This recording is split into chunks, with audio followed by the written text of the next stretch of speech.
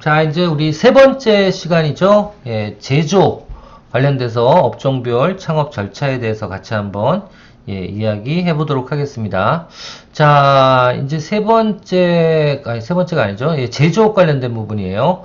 자, 일단 기존의 사업 모델까지는 일반적인 창업에서는 여기 조금 해놨는데, 예, 지명 관계상 제가 사업 모델은 만들어졌다고 치고, 그러니까 여기 만들어졌다는 건 뭐예요? 벌써 시장 조사 끝냈고 고객 검증 끝냈다는 얘기입니다.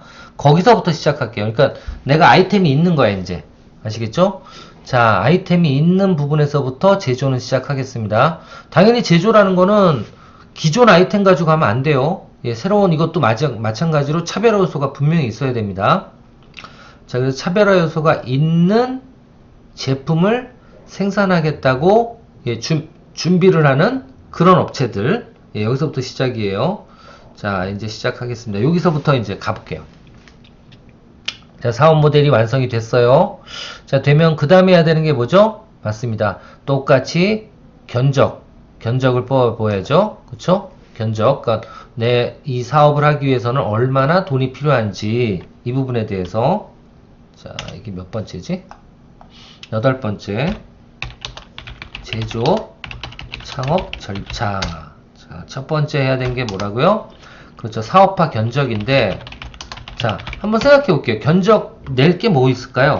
일단 시제품 개발비가 있을 거고요. 그쵸? 또 성능 분석비가 있을 거고요. 당연하죠? 그 다음에 제품 패키지 디자인을 해야 될 거고요. 그 다음에 특허 출원비도 있어야 될 거고요. 또 뭐 있을까요? 이런 게 이제 다 필요한 거죠. 특허 출원비도 있어야 되고, 특허 출원하기 전에 상표 출원 말고 특허 출원은 성능 분석비도 있어야 돼요. 성능이라든가 이런 걸 객관적으로 증빙을 해야 되니까. 그래서 성능 분석비도 있어야 되고요. 자, 또 뭐 있어야 될까요? 특허 출원비, 성능 분석비. 아, 저 위에 성능 분석비가 있구나. 특허 출원비가 있어야 되고요. 자, 그 다음에 해야 되는 거는 이제 그 원재료비 구입도 해야 되고요. 구입비도 있어야 되고요. 그 다음에 뭐 가장 많이 들어가는 게 공장 뭐 임차비 또는 공장 임차비, 또 공장 설비비, 또 기자재비, 또 제품 생산비라 그럴까요? 생산 인건비, 또 판매 인건비, 또 마케팅비는 너무 큰가? 예, 마케팅비에서 광고비, 또 광고비, 그 다음에 또 뭐 있을까요? 광고비,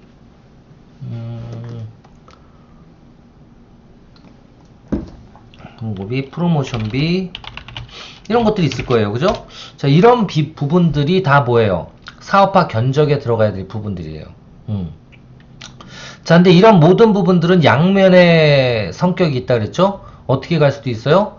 투자비는 운영비로 바꿀 수도 있고요. 운영비는 동업을 통한 지분을 줄 수도 있는 거라 그랬어요. 다 바뀔 수가 있습니다. 그죠? 자, 그래서 시제품 개발도 마찬가지예요. 시제품 개발을 내가 직접 하면은 비용이 안 들어가겠지만, 만약에 누구한테 맡기겠다 그러면 이거를 어떻게 할 수도 있어요? 동업화 할 수도 있어요. 지분을 주고. 그죠? 개발한 거를 누가 개발을 해놨어. 그럼 그 개발해 놓은 거를, 아니면 개발을 할 수 있대. 그럼 그 사람을 내가 속된 말로 설득을 해서 꼬셔서 나의 동업자로 만들면 어떻게 돼요? 그 비용은 안 들어갈 수도 있는 거죠. 대신에 뭘 줘야 돼? 지분을 줘야 되는 거죠. 그렇죠? 자, 성능 분석비 이거는 돼야 돼. 이런 거는 이제 소멸성 경비죠. 이건 소멸성.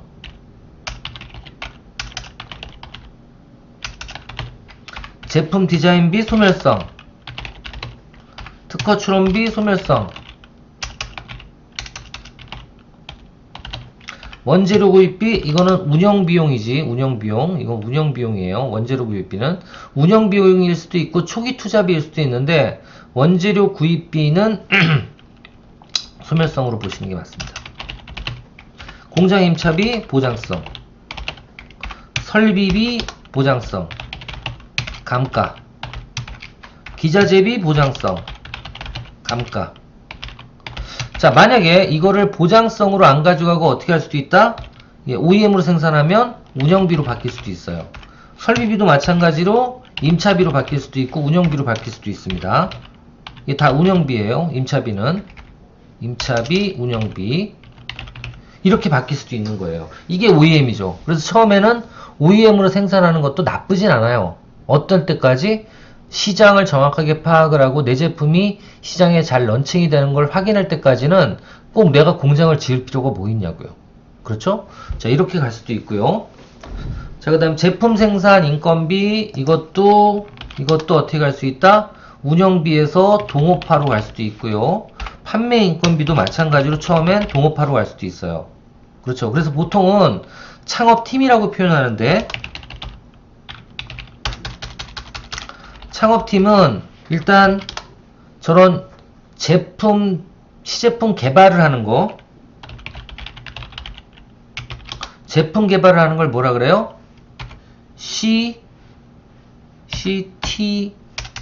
CTO라 그러죠.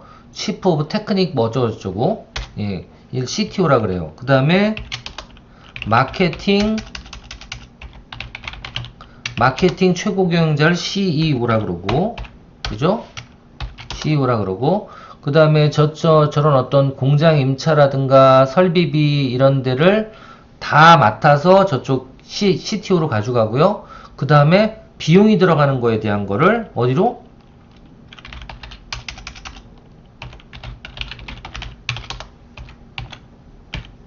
보통 이렇게 해서 요즘에는 창업기업들은 CTO, CEO, CFO 이렇게 3명은 한마디로 그 사업을 돌아가게 하는 주축이 되는 3명은 동업이 돼야 되는 게 맞아요. 아시겠죠? 이게 보통 창업팀입니다. 자, 이렇게 해서 시제품이 개발이 되면 투자자금이 분리가 되면 그 다음에 이제 사업계획서를 제대로 만들고, 예, 이거는 왜 만들어야 된다고요? 정부자금을 받기 위해서. 아시겠죠? 그래서 보통 이런 제조 관련된 사업은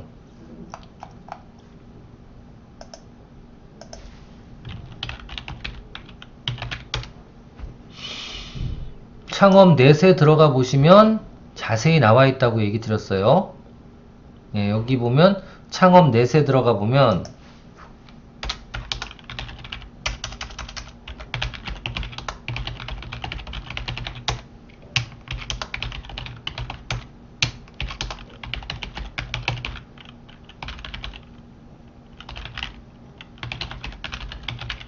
이 두 군데입니다. 두 군데 홈페이지. 제조업 관련돼서 정부 지원을 해주는 사업, 여기 보세요. 사업화. 들어가 보면, 여기 예비창업 패키지라고, 제일 예비창업자들이 많이 지원하는 사업들이에요. 사업 중에 하나입니다. 가장 대표적인 사업. 예비창업자들한테 특별한 어떤 똘똘한 기술을 가지고 있는 그런 예비창업자들한테 얼마? 1년에 650억. 1인당 적어도 5천에서 많게는 1억까지 창업 자금을 지원하는, 그래서 이런 소멸성 비용을 지원하는 그런 사업이라고 보시면 돼요. 아시겠죠? 자, 이런 게 있다라는 거 알아두시고요. 자, 그렇게 해서 정부자금 신청을 하시고, 정부자금 신청을 하고, 그 다음에 해야 되는 게 이제 법인 설립이죠. 그쵸? 예, 정부자금 신청을 해서 신청이 통과가 되면, 통과가 안 되더라도 괜찮다 그러면 해도 되는데, 저는 무조건 제조업은요, 정부자금을 받지 못할 바에는 안 하는 게 낫다. 그렇게 얘기해요. 왜?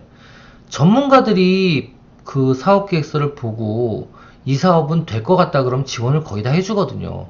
안 될 것 같으니까 안 해주는 거예요. 안 될 것 같은 걸 왜 내 돈 가져가냐고. 그쵸? 예, 그럴 필요가 없습니다. 정부자금을 제조업 같은 경우에는 받지 않고 시작을 한다? 그건 진짜 무모한 투자예요. 왜? 검증을 받아서 검증을 통해서 이 사업은 안 될 것 같아요 라고 전문가들이 얘기했는데 그걸 왜 굳이 하냐고. 하지 마세요, 그런 건. 아시겠죠? 그래서 꼭 받아보시고 그리고 지원을 받으면 조금이라도 타당성이 있다는 얘기거든요. 그러면 그거는 내가 돈을 조금 더 얹어도 돼요. 근데 거꾸로 지원을 또 받으시게 되면 내 돈을 쓰는 걸 아까워하시는 분들 계세요. 그때는 좀 투자를 하셔도 되는데. 그래서 하여튼 이런 부분들은 조금 딜레마가 있지 않은가, 네, 그렇게 생각이 됩니다. 자, 여하튼 이렇게 해서 정부 자금을 받아서 이 자금 조달 이것도 이렇게 정리해 놓고, 받은 다음에 이제 사업자 등록을 해야 되겠죠. 근데 이제 보통 이렇게 정부 자금을 받게 되면 보통은 그 법인을 설립해야 되는데, 죄송합니다. 법인을 설립하게 되면 이것도 복잡해요. 요거는 따로 또 이렇게 띄어서, 예, 법인 설립 절차에 대해서 나중에 좀 알려드리도록 할게요. 자, 여튼 사업체 설립은 이제 법인 설립을 해야 되고, 사업자 등록까지 해야 되고, 법인 설립하려면 등기까지 내야 되고, 이런 걸 이제 좀 이따 다시 한번 설명을 드릴 거고요. 자, 이렇게 해서 사업자 설립이 되고 나면 그 다음에 이제 시제품 개발을 해야 되고요. 이 시제품 개발은 본인이 직접 해도 되지만 어떻게 해도 된다? 동업자를 통해서 하셔도 됩니다. 그리고 OEM으로 생산하셔도 됩니다. 자, 이렇게 생산을 하시고 나서, 생산을 하면, 제품을 만들면 어디까지 성능 분석까지 할 수가 있겠죠. 그러니까 진짜 기존의 제품보다 목표로 하는 어떤 차별화 요소가 그 성능에, 예, 들어가 있는지, 성능을 낼 수 있는지, 이런 부분들에 대해서 정식적으로 분석을 해야 되겠죠. 그래서 이런 성능 분석 기관들도 있어요. 그래서 그런 데다 맡겨서, 예, 성능이나 기능을 분석을 객관적으로 해서 성능이 입증이 돼야 되겠죠. 자, 입증이 되면 그 다음에 그 입증된 것 가지고 뭐래요? 그렇습니다. 특허 출원을 할 수가 있습니다. 특허 출원을 할 수가 있고, 특허 출원이 된 다음엔 이제 그 시제품 개발된 거를 양산을 해야 되겠죠? 그 양산을 하기 위해서 제일 먼저 해야 되는 건 당연히 디자인이고, 그죠? 디자인이고, 브랜드라든가 이런 부분들, 요것도 좀 설명을 드리면,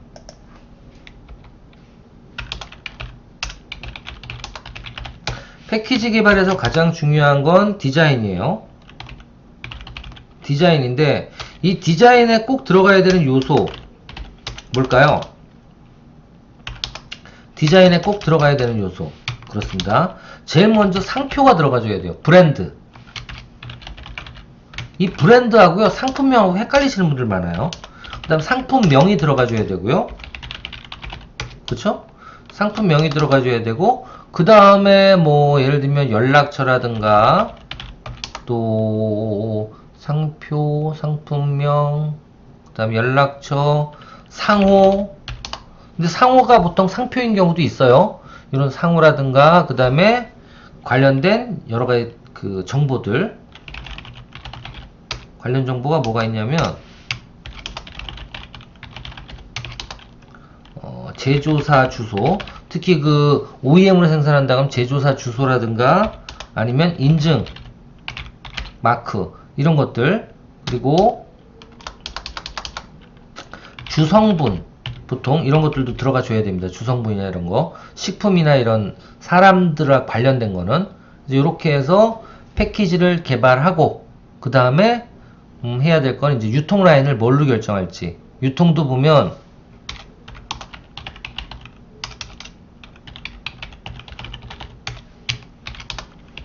수출, 내수로 크게 나눠지고요. 수출 같은 경우에도 온라인인지 오프라인인지, 또 내수는 온라인인지 오프라인인지를 정해야 되겠죠. 특히 오프라인 같은 경우에는 로드샵을 만들 건지, 아니면 뭐 체인을 구성할 건지, 아니면 도매에 넘길 건지, 어떤 식으로 구상을 할 건지 정하셔야 돼요. 그쵸? 로드샵을 할 건지, 아니면 체인점을 만들 건지, 도매상을 할 건지. 이 체인점과 비슷한 게 뭐예요? 결국은 프랜차이즈예요. 그렇죠? 그러니까 결국은 프랜차이즈나 체인점은 뭐예요? 체인을 모집하거나 프랜차이즈를 모집한다는 건 내 제품을 팔 유통 라인을 만드는 거예요. 근데 유통 라인을 만드는데 또 얘기 나와서 그렇지만 프랜차이즈 할 때 왜 가맹비를 받을까요? 참 난 그 이해가 안 돼. 내 제품 팔아주는데 거꾸로 돈을 주지는 못할 망정. 그쵸? 예. 여하튼 근데 저도 예전에 보면 참 신기해. 그런데 돈을 가지고 와, 가맹비를. 너무 고마워요. 예, 여하튼. 자, 이렇게 해서, 내수는 이런 식으로, 그리고 수출은, 요 중에서 이제 어떤 쪽에 그 유통 라인을 먼저 시작을 할 건지 다 해야 되겠지만, 어떤 쪽의 유통 라인부터 내가, 런칭을 시켜서 제품을 해 나갈 건지. 왜냐면 이 유통 선정이 되게 중요한 부분이,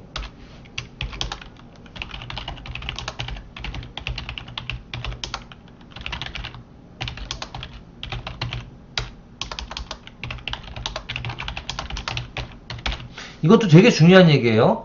이 선정된 유통 라인이 정해지면 이 유통 라인마다 상품의 스펙이 달라야 돼요. 왜냐하면 여러분들 아시겠지만 요즘에 하이마트 가서 물건, 전자제품 살 때 하이마트 가서 물건을 열어보고 만져보고 하고요. 거기서 진짜 얼굴에 철판 깔듯이 거기서 비슷한 제품 있는지 찾아보시는 분도 있어요. 핸드폰으로. 왜? 핸드폰 온라인이 제일 싸니까. 그죠? 자, 그럴 때 진짜 A라는 제품이 있으면 그 A라는 제품이랑 똑같은 제품이 온라인에 있으면 분명히 싼데 그 제품을 사지 이 제품을 사겠어요? 그렇죠. 그리고 그러니까 연세가 있거나 그런 분들은 이제 오프라인을 선호하시니까 물어보고 만져보고 이렇게까지 못하니까 그렇게 살 수도 있지만 또 장점은 이제 설치 같은 것도 요즘 온라인도 설치를 해주긴 하지만 여하튼 그런 어떤 복잡한 과정 때문에 싫어할 수도 있지만 그게 그렇게 비싸게 받아야 되는 부분은 아니잖아요. 똑같은 제품을. 그렇죠? 그래서 이런 부분들에 대해서 고객들의 어떤 그 선택권의 장벽을 만들어주기 위해서 적어도 유통 라인별로 똑같은 스펙의 제품이라도 어떻게 해요? 모델 번호를 바꾼다든가 아니면 색깔을 바꾼다든가 아니면 스펙 중에 특별한 기능 하나를 뺀다든가 요런 것들이 있을 수가 있어요.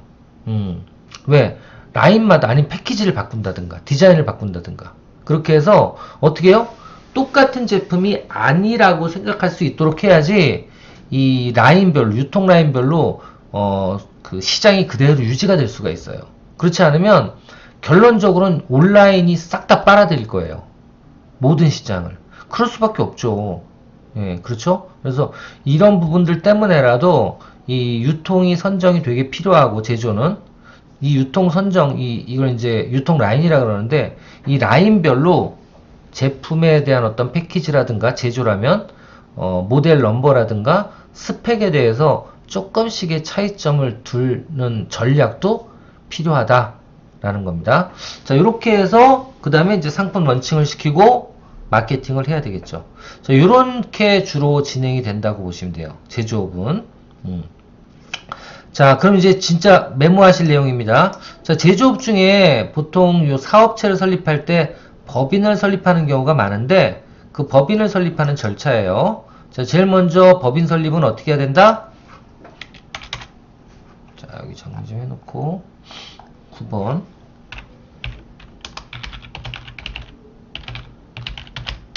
법인의 설립 절차입니다.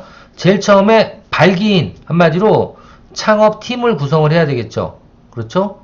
창업팀, 그러니까 그걸 발기인이라고 보통 표현하는데 그 동업자라고 생각하시면 돼요. 그래서 특히 제가 아까 말씀드렸던 CTO, CFO, CEO가 보통 창업팀으로 구성이 많이 됩니다. 자, 이렇게 해서 같이 시작할 사람, 예, 이런 사람들을 먼저 구성을 하고 이 사람들은 100% 그 회사의 주인이 되는 거죠. 한마디로 회사의 주인을 먼저 구성을 하고 그 다음에 이제 어떻게 해야 돼요? 그 다음에 상호, 그렇죠? 상호라든가 아니면 그 사업의 목적을 결정을 해야 돼요. 예. 그리고 처음에 얼마짜리 회사로 시작할지 이 초기 자본도 결정을 해야 됩니다. 그러니까 내가 자본금을 5천으로 시작을 할 거냐, 우리라고 표현해야죠. 발기인이니까 5천으로 시작을 할 거냐, 아니면 1억짜리 자본금의 회사로 시작을 할 거냐, 2억짜리 자본금의 회사로 시작을 할 거냐, 결정을 해야죠. 이게 이제 여러분들이 어떻게, 그리고 특히 중요한 건 이 초기 자본을 결정할 때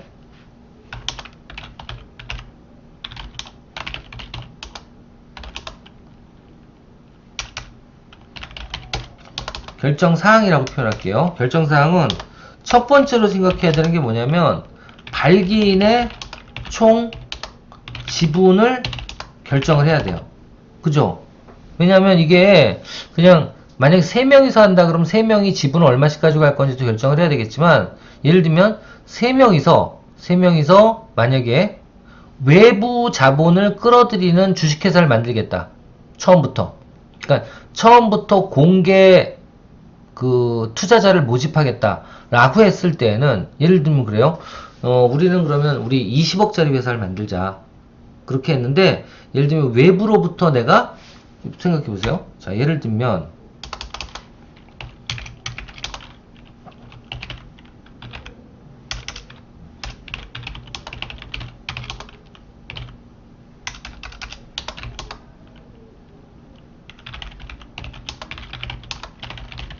이거 돼야 되겠죠? 그쵸?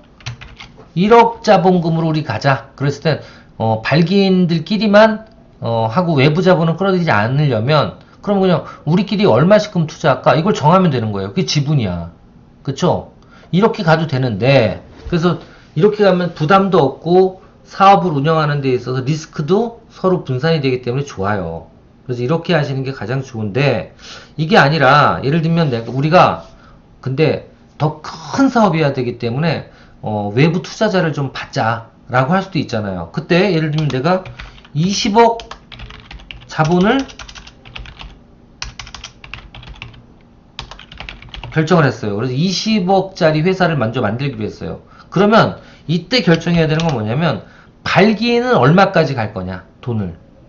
예를 들면 여기서 우리가 10억을 다 셋이 모아서 8억만 내자. 돈 더 이상 없으면 8억만 내자. 그러면 어떻게 돼요? 회사 운영하다가 처음부터 삐끗어 갈 수 있어요. 왜? 개인 투자자들이 만약에 20억 중에 12억을 투자했는데 그 개인 투자자 중에 빅마우스가 있어. 그래서 회사에 대해서 감나라 배나라 막 얘기를 해. 주주총회 때마다. 골치 아파지지. 그죠? 그래서 이때도 마찬가지로 이렇게 외부 자본을 끌어들이는 거는 보통 회사가 좀 운영이 되고 할 수도 있어요. 자본 증자를 통해서. 그래서 이런 일은 없지만, 처음부터 대기업인 경우에는 아예 처음부터 발기인들한테 얘기를 해서 우리는 그러면 뭐 10억을 하겠다, 20억을 하겠다 이렇게 결정을 할 수가 있거든요. 그래서 이런 부분들을 먼저 결정을 꼭 해주셔야 돼요. 그래서 초기 자본 결정을 꼭 해주셔야 된다라는 거 알아두실 필요가 있습니다. 이럴 때는 발기인이 얼마 정도 낼 건지 결정을 해주셔야 돼요. 자, 이렇게 되고 나면 이런 모든 내용들을 정리한 뭘 만들어요? 정관을 작성해야 돼요. 이 정관을 작성할 때 필요한 게 뭐예요? 발기인 회의 의사록이에요. 이걸 이제 초기 주주총회라고도 얘기를 하는데, 발기총회라고도 얘기하는데, 발기인 회의 사록 이거를 만들어서 여기서 정관에는 뭐가 들어가요? 상호, 목적 결정, 그리고 초기 자본을 얼마 할 거고, 내부 투자를 얼마를 할 거고, 외부로부터 얼마를 받겠다. 이게 들어간 내용이에요. 이거 복잡하다고요? 이거 여기 나와 있는 것처럼 여기 법인 설립 등기 신청 링크에 들어가 보면 이걸 차례대로 혼자서 하실 수가 있어요. 아시겠죠? 한번 들어가 볼까요? 어떻게 생겼나? 이거 볼게요.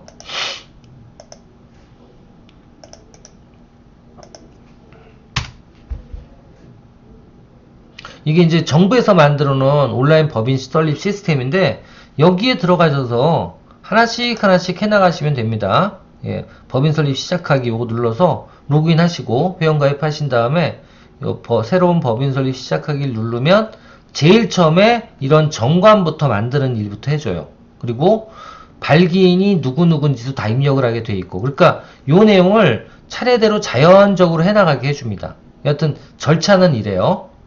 절차는 지금 말씀드린 대로 하시면 된다라고 생각하시면 돼요. 자, 그럼 계속. 자, 그래서 정관을 작성하고 그 다음에 해야 되는 게 뭐예요? 주금 납입니다. 이 주금 납입은 말씀드린 것처럼 내부 우리 그 내부인들끼리만, 우리 동업자들끼리만 만약 하기로 하면 그 1억을 만약에 자본을 결정했다 그러면 1억을 은행에다 넣어야 돼요. 그걸 주금이라 그래. 예, 주금. 그 주금을 납입을 하고 일정 은행에다 납입을 하고, 그 납입에 대한 증명서, 그걸 장고증명이라 그래요. 장고증명서를 꼭 떼어놔야 됩니다. 그래야지 법인 등기 설립 신청할 때 서류로 인정이 될 수가 있어요.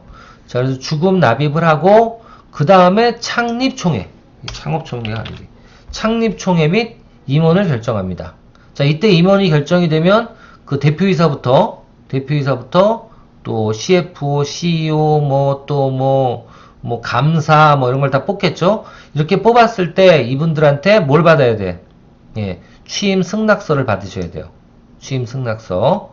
자, 취임 승낙서를 받고, 그리고 여기서 주식 발행 동의서 같은 것도 다 받고, 그래서 법인 설립 등기 신청을 하셔야 됩니다. 아시겠죠? 자, 그래서 요 법인 설립 등기 신청 전에 이런 일들을 겪으면서 이런 상호도 만들고 목적도 결정하고 초비자본도 결정한 다음에 정관을 만들고 그리고 주금을 납부해서 창립총회를 하는 동안에 만들어져야 되는 서류들이 지금 여기 나와 있는 이 설립 등기 시 필요한 서류들이에요. 정관 있어야 되고요. 발기인 회의사록, 이건 언제 만드는 거예요? 정관 작성할 때 만드는 거예요. 그 다음에 대표이사 및 이사의 취임 승낙서, 이건 언제? 창립총회 때. 그 다음에 주식 발행사항 동의서 창립총회 때. 이거 양식들 어디 있냐고요? 아까 보여드린 여기에 들어가서 하다 보면 다 나와요. 그래서 만드시면 되고요. 자, 그 다음 창립총회 임원 결정하고 그 다음에 설립등기를 이제 신청을 하는데 이 설립등기 신청은 어디서 해요? 요거는 설립등기 신청은 등기소 가서 하시는 겁니다. 등기소 가서 하시는데 등기소에 갈 때 이 서류를 다 들고 가야 되는 거야. 아시겠죠? 예, 주식 발행사항 동의서, 주식 인수증. 그러니까 주식이 이제 3명이면 몇 프로, 몇 장, 몇 개 이렇게 인수를 했다. 인수증은 주금이 납입이 되면서 자동으로 발급받을 수 있는 거예요. 여러분들이 직접. 그 다음에 잔고증명서, 주금을 납입했다는, 그러니까 돈을 넣었으면 주식을 가져가는 거잖아요. 그래서 주식 인수가 되는 거고, 그리고 잔고를 증명하기 위해서 은행 계좌에 들어가면 잔고증명서라고 있어요. 그걸 따로 받아서 제출을 해야 되고, 이사의 인감증명, 주민등록 등본, 그 다음 법인인감증명 신고서, 등록면허세. 요거는 이제 어디다 납부해요? 요거는 다 지금 이 지자체에 가서 물어보시면 나옵니다. 등록면허세. 그래서 등록면허세는 등기소에 가서 등기를 할 때 요 신청서를 내면 어떻게 해야 하는지 고지서를 끊어줘요. 그래서 그 고지서를 갖다가 지자체에다 내고 구청이나 이런 데 내고 그 영수증을 가지고 와서 비로소 등기가 등록이 되는 거예요. 등기가. 이거 근데 되게 싫어해요. 누가? 등기소에서. 이게 잘못됐어. 이걸 주로 생정사라든가 법무사 이런 사람들이 와서 하기를 원하는 것 같아. 왜? 우리가 가면 맨날 서류 안 가져오고 그러니까 귀찮거든. 그래서 하여튼 제대로 해서 직접 셀프 등기를 한번 해보시면 좋을 것 같아요. 자, 이렇게 해서 설립등기 신청하시고 그 다음에 등기부 등본을 발급을 받으신 다음에 이 등기부 등본이 발급이 되면 그 다음에 사업자 등록증을 내는 거예요. 아시겠죠? 법인은 그렇습니다. 법인은 등기부터 먼저 만들어서 회사를 설립하고 그 다음에 사업자 등록증을 내는 거예요. 등기부 등본 가지고. 아시겠죠? 자, 보통 사업자 등록증을 낼 때는